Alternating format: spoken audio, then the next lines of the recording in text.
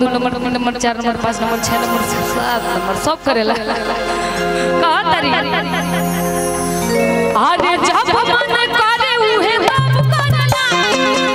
आरे जब मन करे उहे बाप करला रंगदार हो काम सब करला रंगदार हो काम सब करला जब मन करे उहे बाप करला जब मन करे उहे बाप करला रंगदार हो काम सब रंगदार हो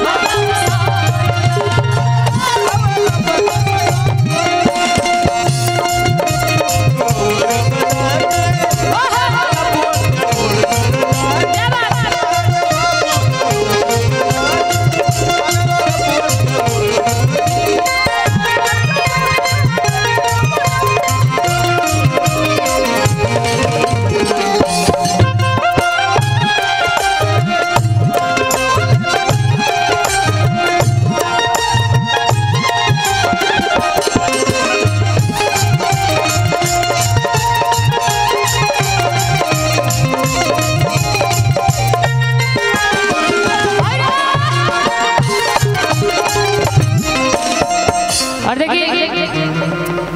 मुन्ना मिश्रा भैया की तरफ से आशीर्वाद मिला है और कहे तरीका अरे अपन हवेली पे हमके बुला ले पिए ला पियर हमरो के पिया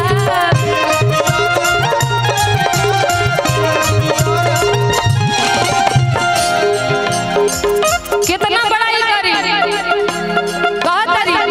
अरे अपन हवेली पे हमके बुला ले पिए ला पियर हमरो के पिया कि नशा चढ़ला के बाद ई गजब करला नशा चढ़ला के बाद ई गजब करला रंगदार हो काम सब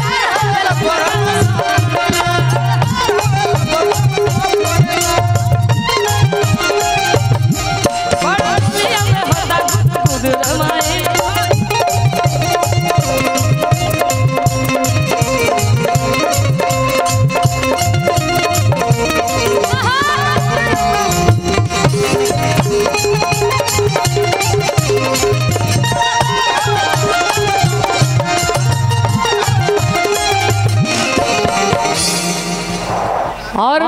कहतारी अरे देखी के हमारो जवानी होइता मारे के चाहेला परदेसी माँ ये गाना में ये काम कैले बारी मारू ना ये गाना में कहतारी कि देखी के हमारो जवानी होइता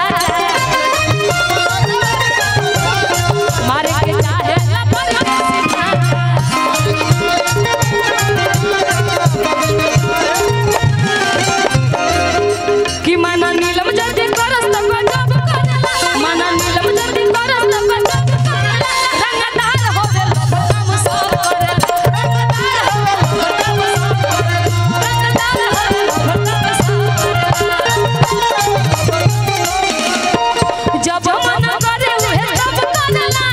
जब मन करे उहे सब करला हने आओ आगे आइए फ्रंट पे आइए अरे जब मन